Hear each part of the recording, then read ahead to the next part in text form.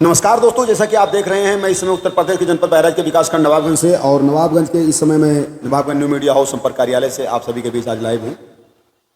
कुछ प्रकरण ऐसे हैं जो मजबूरी में किसी भी व्यक्ति विशेष का नाम लेना ये कहीं ना कहीं एक मजबूरी बन जाती है।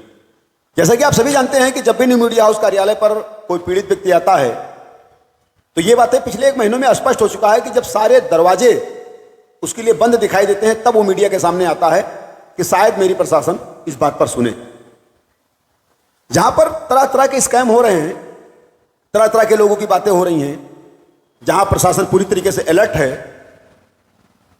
जहां पर उत्तर प्रदेश सरकार जीरो टॉलरेंस की बात करती है, वहीं पर कुछ इस तरीके के व्यक्ति हैं जो किसी भी व्यक्ति के साथ चीटिंग करने में 1% की देरी नहीं करते। उनको मतलब होता है अपने उद्देश्य से, और उनका उद्देश्य किसी भी प्रकार से सिद्ध होना चाहिए, यह उनकी प्री प्लान होती है। विडंबना है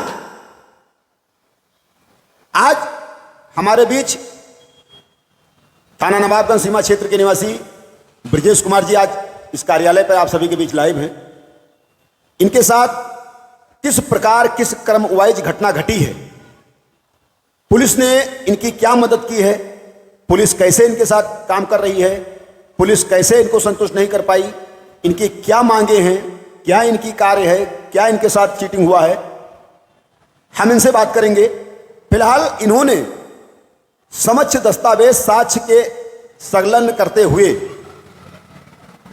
थाना नवाबगंज, पुलिस क्षेत्राधिकारी महोदय नानपारा, पुलिस अधीक्षक महोदय बहराइच, मुख्यमंत्री महोदय उत्तर प्रदेश शासन लखनऊ, महानिदेशक महोदय, यानी सभी को इन्होंने अपना पत्र भेजा, लेकिन उस पर किसी भी प्रकार का कोई निदान नहीं हुआ। उत्तर प्रदेश सरकार पीड़ित असहाय लोगों के लिए एक IGRS का पोर्टल चलाती है। IGRS पोर्टल में हमेशा खेल होता आया है, आज भी खेल हो रहा है, आगे क्या हो रहा होगा ये बात का विषय है। होता क्या है कि इनके कहने के अनुसार इनको जब इन्होंने सारे प्रार्थना पत्र दिए और इनके प्रार्थना पत्र पर किसी भी प्रकार का कोई एक्शन नहीं हुआ तो इन्होंने ऑनलाइन पोर्टल पर कंप्लेंट दर्ज कराया कि मुख्यमंत्री महोदय इस पर संज्ञान लेंगे। अब होता क्या है, मुख्यमंत्री महोदय को तो कुछ ज्यादा पता है नहीं क्या IGRS में होगा क्या नहीं होगा, वो बात का विषय है। पोर्टल पर कंप्लेंट गई, कार्यकर्ताओं ने स्थानीय थाने को ट्रांसफर कर दिया। स्थानीय थाने क्या करते हैं, धोखे से पीड़ित को फोन करते हैं, बुला लेते हैं, मोबाइल लेते हैं, OTP लेकर मामले को क्लोज कर देते हैं। यानी उनके समस्या का समाधान नहीं हुआ। IGRS क्लियर करके थाने का रिकॉर्ड मेंटेन करना है। ये थाना नवाबगंज का खेल है कि थाने का रिकॉर्ड मेंटेन करना है कि IGRS में हमारा रिकॉर्ड नंबर 1 रहे। समस्या का समाधान हो ना हो ये उनकी प्राथमिकता नहीं है।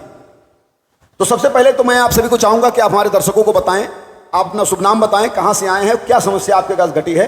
इस समय सारे दर्शक आपको देख रहे हैं, आप अपनी बात निर्भीक होकर रखें, कार्यालय आपकी मदद करेगा और आपकी बात को निर्भीकता से शासन प्रशासन तक पहुंचने का काम करेगा। जी नमस्कार, मेरा नाम ब्रजेश कुमार है जी, और पिताजी का नाम बयाराम है। बया निवासी ग्राम पंडोरिया, ग्राम पंचायत बड़ेहरा, थाना नवाबगंज, जनपद बहराइच का निवासी हूँ। महोदय, हमने जो है एक जमीन यहाँ अद्भुत गांव चौराहे में जो है लिया था। इस जमीन के लिए हमने पहले जो है पवन कुमार जायसवाल जो तेजा फाटा निवासी है, जी जी, उनसे मैंने कह रखा था कि भाई कहीं होगा तो रोजी रोटी के पर्पज से कह रखा था कि रोड किनारे कहीं होगा तो बताइएगा, ले लेंगे तो दुकान खोल के रोजी रोटी चलाएंगे जी। उसके बाद पवन कुमार जायसवाल जी से राम सिंह पुत्र इंद्र बकट, इन्होंने कहा कि मैं एक जमीन बेच रहा हूँ, बहुत अच्छी है, उसको आप ले लीजिए। तो जब उन्होंने मुझसे बताया तो मैं देखने की इच्छा जाहिर, तो मुझे बुलाया गया। मैं मौके पे जाके देखा तो रोड से सटा हुआ जमीन इन्होंने दिखाया, और उसकी जो है दिखाने के बाद फिर मैंने कहा कि जो है भाई ये जमीन आप कैसे देंगे, इसके कागजात दिखाइए। तो इन्होंने खुद अपना खतौनी और नक्शा खुद दिखाया और उन्होंने पूरा डिटेल बताया कि ऐसे ऐसे है। और मैंने जब कहा कि भाई इसका इंक्वायरी कर ली जाए तो इन्होंने कहा कि माँ साहब जो है इंक्वायरी करने की कोई ज़रूरत नहीं है, जमीन फ्रेश है, आप ले लीजिए। दोनों लोगों ने यही कहा। तो हमने इनके विश्वास के ऊपर मैंने जो है एग्री हो गया जमीन देने की। कितने की जमीन खरीदी आपने? सर मैंने 1.5 लाख बिस्वा के हिसाब से 2.5 बिस्वा मैंने खरीदा। इसमें से 10,000 रुपये बयाना के तौर पर राम सिंह पुत्र बकर सिंह ने मांगा, जो कि मैंने अपने फ़ोन पे से ऑनलाइन इनको कर दिया। करने के बाद इन्होंने मुझसे कहा कि ये बैनामा करा दीजिए। जब ये बैनामा कराने विकास कुमार पुत्र श्यामलाल से गए वहाँ तहसील में, तो ये चौहद्दी से वही रोड की दिखाया, पेड़ भी 2 आम का पेड़ भी दिखाया कि हमारे बैनामे में है। चौहद्दी नवाबगंज रोड से सटा हुआ दिखाया और बैनामा पीछे का गाटा संख्या धोखे से कर दिया गया। यानी गाटे संख्या का परिवर्तन किया इन्होंने। हाँ, गाटा संख्या का परिवर्तन करके पीछे का कर दिया। मुझे इस बात की कोई जानकारी नहीं। मेरा दाखिल खारिज हो गया। मैं अपने ज़मीन पे कब्जा करने के लिए वहाँ जब गया, यूट्यूब गिरवाया, तब उन्होंने विपक्षी बड़ों ने रोका, जिसमें से विकास कुमार पुत्र श्यामलाल, शकुंतला पत्नी श्यामलाल, फूलमती पत्नी श्यामलाल, राम सिंह पुत्र इंद्रबकर सिंह और सूरज सिंह पुत्र राम सिंह, ये लोग आए और कहे कि जो है आपकी ज़मीन आगे नहीं है, पीछे है। तब मैंने कहा कि भाई आपने तो आगे बैनामा कराया। मैंने अपना बैनामा का प्रपत्र भी दिखाया। उन्होंने बैनामे के प्रपत्र को फेंक दिया, कहा ये बैनामा जो है नहीं है, पीछे ज़मीन है, लेना हो तो लो वरना यहाँ से चले जाओ। तो उन्होंने कहा सुनी स्टार्ट कर दिया और मुझे भद्दी गालियाँ देने, मारने के लिए, जान से मारने के लिए दौड़ा दिया। मैं 112 पे जो है फ़ोन किया, लगभग आधे घंटे तक कोई पुलिस नहीं पहुंची और ये लोग एकदम जान से मारने का प्रयास कर रहे थे। मैं किसी तरीके से भाग करके अपनी जान बचाया। फिर इसके बाद इस संबंध में प्रार्थना पत्र दिया, उस पर भी कोई कार्रवाई पुलिस द्वारा नहीं किया गया। फिर मैं IGRS किया। IGRS करने के बाद उप निरीक्षक चंद्रिका प्रसाद जो है जी और जितेंद्र कुमार उप निरीक्षक और SI राकेश सॉरी SI नहीं, सिपाही राकेश कुमार यादव और रामवीर चौहान और वो प्रभारी निरीक्षक रमाशंकर जी ने कहा कि जो है आप इसको निस्तारण करा दीजिए, आपका हम काम करेंगे। तो इसके मतलब रमाशंकर यादव जी का तो 30 तारीख को ट्रांसफर हो चुका है। इसके मतलब ये ट्रांसफर से पहले की घटना है। जी जी, पहले की घटना है जो अभी तक विचाराधीन चल रही है। हाँ, अभी तक विचाराधीन चली। ये जो है तो उसके पहले उसके थाना दिवस हुआ। इन्होंने थाना दिवस पे बुलाया, एक प्रार्थना पत्र दिया। उस समय मजिस्ट्रेट जो है तहसीलदार साहब आए हुए थे, उनको दिखाया। उनसे इन्होंने कहा कि आप सर हम इसको जो है आज FIR कर देते हैं।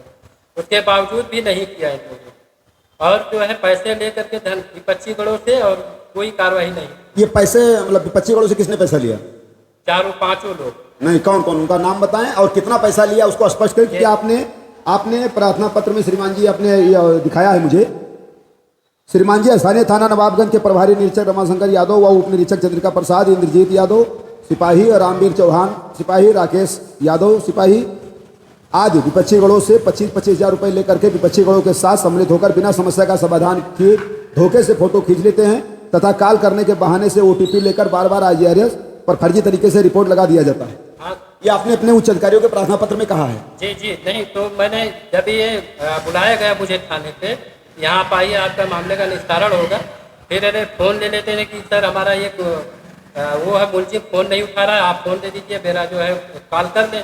कॉल करने के बहाने OTP देंगे जो है निस्तारण कर देंगे। कुल मिला के पुलिस ने भी आपके साथ धोखा किया, आपका कहना यही है? पुलिस ने भी धोखा किया और पैसा लेके निस्तारण कर देते हैं। विडंबना है। देखिए, जहां एक तरफ आदमी न्याय पाने के लिए थाने के चक्कर लगाता है, वही पुलिस का खेल देख लीजिए। ये मेरा कथन नहीं है, ना मैं इस बात की पुष्टि करता हूं। अगला साफ साफ कह रहा है कि ये OTP किसने लिया आपसे? ये कौन किसने मांगा आपका? राकेश कुमार यादव जी। दूसरी बात ये है रामवीर चौहान जी। मतलब इन लोगों ने धोखे से इनकी मोबाइल ले ली कि एक मुलजिम फोन नहीं उठा रहा है, हमें जरा अपना फोन दीजिए, मैं आपके फोन से कॉल करता हूं, और कॉल करने के बहाने ही OTP लेकर मामले को क्लोज कर दिया। मतलब कितनी शातिरता देखिए कि कितने आसानी से, सतर्कता से OTP लेकर मामले को क्लोज कर दिया। और उनको यह नहीं पता है कि OTP अगर फीडबैक आएगी तो प्रार्थी अगर संतुष्ट नहीं होगा तो फीडबैक में जवाब में असंतुष्टि का कारण ही जाहिर करेगा। इसी से पीड़ित होकर के इन्होंने अपने एप्लीकेशन में सभी अधिकारियों को यह बात लिखी है और यह बात कह रहे हैं। अच्छा, ये विपक्षी गणों से किससे इन्होंने पैसा लिया? ये 25 हज़ार रुपये की बात आप कर रहे हैं? ये जो है राम सिंह और विकास कुमार, ये सभी लोगों से लिया, विपक्षी लोगों से लिया। ये सब लोग सम्मिलित। इसकी जानकारी आपको कैसे हुई कि इन लोगों ने पैसा लिया? इसकी जानकारी हमको तब हुई, ये सिपाही दरोगा लोग उनके वहाँ जाते थे, चाय वगैरह पीते थे, और कुछ लोगों ने, वहाँ के ही लोगों ने बताया कि आपका प्रार्थना पत्र पे यहाँ आते हैं, चाय पी के चले जाते हैं। हमने कुछ पैसे देते हुए देखा है चुपके से। देखिए, यहाँ एक तरफ भ्रष्टाचार को लेकर के सारे लोग अलर्ट हैं, सारे अधिकारी अलर्ट हैं। कई जगह एंटी करप्शन की टीम ने भी कई लोगों को धर दबोचा है। विधिक प्रक्रिया सारे विभाग अपने कर रहे हैं। वही विडंबना देखिए कि इस तरीके से ये एलिगेशन पुलिस पर लग रहा है। और कहीं ना कहीं ये स्वाभाविक है कि अगर इनके पास सारे साक्ष्य मौजूद हैं, इनकी बातें सही हैं, जांच के दौरान अगर ये बातें स्पष्ट हो रही हैं, तो एफआईआर का झांसा देकर बार बार बेवकूफ क्यों बनाया गया? आखिर एफआईआर पंजीकृत क्यों नहीं हुई? तो कहीं ना कहीं जो लोगों ने सूचना दी है वो सही है। तो मैं जनपद के अधिकारियों से, थाना नवाबगंज प्रभारी वर्तमान जितेंद्र कुमार यादव जी जो इस समय वर्तमान प्रभारी हैं, मैं उनसे अपील करूंगा कि इस मामले को गहनता से सुने, पीड़ित की बातों को समझें, उनके साक्ष्य दस्तावेज का अवलोकन करें और अगर उसमें से कोई बिंदु आती है तो वो नियमानुसार कार्रवाई करें। मैं पर्सनल उनसे अपील करता हूं, किसी पीड़ित को दर दर की, उस पीड़ित का पैसा भी गया है, जमीन आपने आगे की दिखा दी, चौहद्दी भी आपने आगे का दिखा करके सिर्फ गाटा, चौहद्दी जो आगे की थी वही लिखाई, लेकिन गाटा संख्या पर जो खरीदार व्यक्ति हैं इन्होंने गाटा पर ध्यान नहीं दिया और गाटा संख्या उन्होंने परिवर्तन कर दिया। अब एक बात बताइए, अगर आपने आगे की जमीन चौहद्दी दिखाकर बेनामा किया है तो गाटा क्यों बदल दिया? ये विक्रेताओं ने पूरी प्री प्लान फ्रॉड किया है, जालसाजी की है। उन्होंने एक स्कीम तैयार किया है, बहुत सतर्कता से, बहुत दिमाग लगा करके उन्होंने फ्रॉड किया है। नहीं, जब आपने चौहद्दी, भाई मान लीजिए क्रेता जो होता है उसको वहां के अवलोकन के बारे में छानबीन थोड़ी बहुत करता है, लेकिन पूरी बातें संज्ञान में नहीं होती। तो वहां की जो बातें थी तो क्रेता गाटा संख्या पर गौर नहीं किया, लेकिन आप विक्रेता थे, आपका तो गाटा संख्या पता था। मैं विपक्षी को पूछना चाहूंगा, आपको तो गाटा संख्या पता था उसका, तो आपने जब क्रेता के साथ फ्रॉड क्यों किया चीटिंग भाई? जब आपने आगे की कीमत ली है तो पीछे की जमीन बैन रजिस्टर पे नमा क्यों किया आपने? और कोई भी क्रेता दाखिल खारिज जब तक नहीं होती है, व्यक्ति वहां अपने कब्जे पर नहीं जाता है। अब वहां कब्जे के लिए ईंट अगर गिरा रहा बंदा तो ईंट के आप लोग इधर उधर कर देने हैं। अगले के पास जीपीएस फोटो है, वीडियोज है, आखिर कौन लेकर गया? अगला 10 किलोमीटर से आकर के अकेले आपसे कैसे निपटेगा भाई? आप तो अपने गांव में अपनी दबंगई साबित कर दी। अगर इस तरीके का फ्रॉड करके आप कितने दिन बच पाओगे? ये कौन सा तरीका है आप लोगों का? पैसा लेकर के जो चीटिंग किया है आप सभी को महंगा पड़ेगा और ज्यादा दिन तक कोई आपको बचा नहीं पाएगा। आप पैसे के दम पर अगर चाह रहे हो कि मैं कुछ दिन तक बच जाऊंगा, तो हाँ ठीक है, कुछ दिन तक आप बच जाओगे, मैं भी मानता हूं इस बात का, क्योंकि शासन प्रशासन का काम ही ऐसा है, तो आप बच जाओगे, लेकिन हमेशा बच नहीं पाओगे। अभी सभी अधिकारियों के चक्कर अगला लगा रहा है, अगर वहां से न्याय मिला, मीडिया के पास आया, मीडिया से सीधा उठेगा तो कहां जाएगा न्यायालय?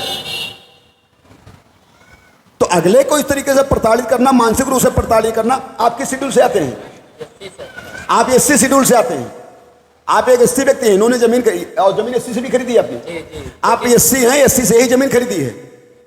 लेकिन जो विपक्षीगण इसमें संलिप्त हैं, उन सभी लोगों ने एकजुट होकर मारने पीटने पर आमादा हो गए, भद्दी भद्दी गालियां दिया, जान से मारने की बात आ गई, खदेड़ दिया।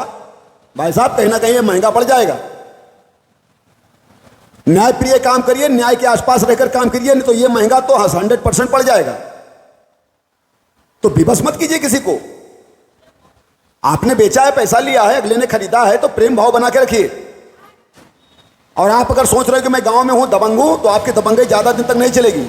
यार के निराला का आप सभी को चैलेंज है कि दबंगई ज्यादा दिन तक नहीं चलेगी। और भी कानून है, और कानून के सारे दरवाजे बिकाऊ ही नहीं है। आज भी ऐसे अधिकारी हैं, कोई ना कोई अधिकारी तो एक्शन ले ही लेगा। और खासकर थाना नवाबगंज के जो भी सिपाहीगण हैं जिनका नाम आ रहा है इसमें, मैं उनसे अपील करूंगा कि वो अभी भी, उनके पास वक्त है, अभी भी मैं वक्त दे रहा हूं, इस मामले को प्राथमिकता से आप लोगों के संज्ञान में देख लीजिए। आप लोगों ने 25-25 हजार रुपए ले लिया, ये पीड़ित का कहना है, मेरा कहना नहीं है। वो कितने दिन चलेगा आपके पास? और विभागीय अधिकारी के संज्ञान में आने के बाद अगर उन्होंने तत्परता से जांच की तो कहीं ना कहीं आप लोगों के लिए नुकसानदायक साबित होगा। तो मैं आपको, मेरा कथन या मेरा वीडियो बनाने का कथन या मेरा खबर चलाने का कथन आप सभी के मान सम्मान को ठेस पहुंचाना नहीं है। मैं आप सभी की मानहानि नहीं चाहता, लेकिन ये पीड़ित की समस्या है, मेरी मजबूरी है कैमरे पर कहना। जब पीड़ित एप्लीकेशन में इस बात को लिख करके उच्च अधिकारी को भेज सकता है, तो फिर कैमरे पर बात कहने में कैसी दिक्कत भाई? अभी वर्तमान में आपने थाना नवाबगंज के पास अभी आपके गए, आपकी बातचीत हुई या पुलिस क्षेत्राधिकारी महोदय से बातचीत हुई, उसमें क्या रिस्पांस मिला आपको, कैसे क्या उम्मीद रखते हैं आप? जब भी जाते हैं तो केवल आश्वासन मिलता है कि कार्रवाई हो जाए, उसके बाद कुछ हमें तो लग रहा है कि 1 महीना के आसपास हुआ जा रहा है धीरे धीरे। नहीं, लगभग 8 महीना हो रहा है। 8 महीना हो गया। जी, दौड़ते दौड़ते कम से कम 8 बार पेपर दे चुके। बताइए, 8 महीना से पीड़ित परिवार ये थाना नवाबगंज के चक्कर काट रहा है और 8 महीना से कम 8 बार सारे प्रपत्र दे चुका है। आखिर ये प्रपत्र थाने का कहां चला जा रहा है भाई? नवाबगंज थाने के अंदर ऐसा कौन सा दीमक है जो सारा प्रपत्र 8 बार इन्होंने दिया वो सपा कर गए?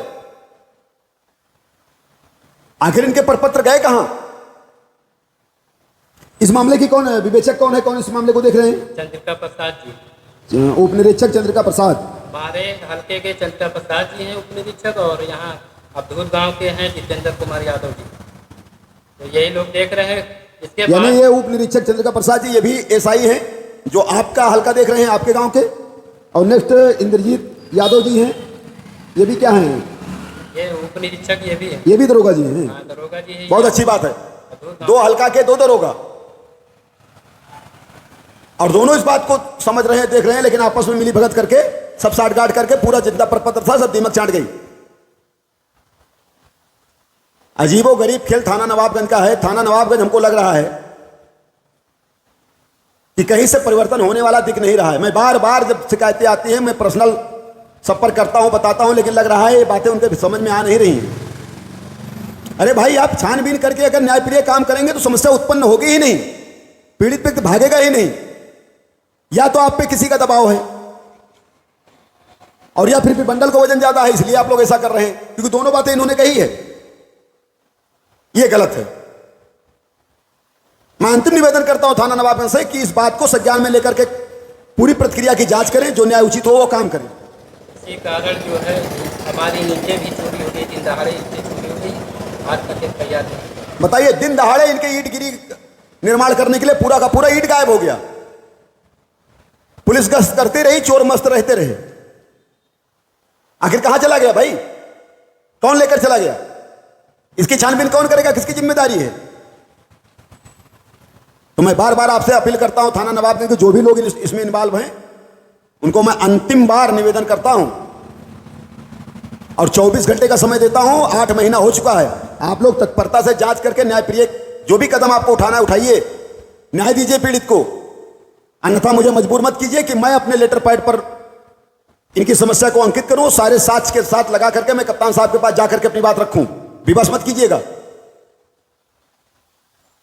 मैं 24 घंटे की मोहलत देता हूं, आप लोग इस पर विचार कर लीजिए, नहीं तो मैं लेटर पैड इस पे बना के मजबूरन हमें कप्तान साहब से बैठ के बात करनी पड़ेगी इस पे।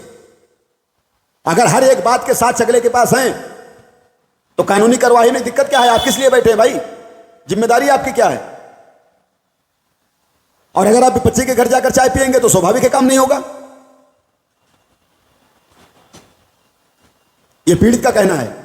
जब वहां दरबान आप दरबारी करेंगे, दरबान बनेंगे तो क्या होगा? काम तो होना नहीं है। अभी आज कुछ बातचीत हुई आपकी पुलिस प्रशासन से? तो रामवीर चौहान जी फोन मिलाए थे, थाने बुला रहे हैं कि आइए साहब बुला रहे हैं। लेकिन मैं पिछली बार कई बार ऐसे ही बुलाया गया, मुझे चला गया, धोखाधड़ी हुआ। पैसे पिछली बार जब रमाशंकर जी थे 50,000 रुपये मांग रहे थे कि दे दीजिए तो FIR हो जाए। मैं गरीब आदमी वैसे ही ठगा हूँ और जो है छला हूँ। बताइए पैसे कहाँ? मतलब जमीन भी खरीदी गई है और 50,000 और दे दीजिए तब FIR होगी। अगर पुलिस अधीक्षक महोदय तक मेरी ये वीडियो पहुंच सके तो थोड़ा इस पर विचार आप अवश्य करें। आपकी साफ सुथरी सुंदर छवि को थाना नवाबगंज किस तरीके से उन्नत की दिशा में लेके जा रहा है, किस तरीके से उज्जवल भविष्य की तरफ ट्रांसफर कर रहा है, आप लोग इस पर विचार जरूर कीजिएगा। ये हमारी व्यक्तिगत अपील है आप सभी से। जय हिंद।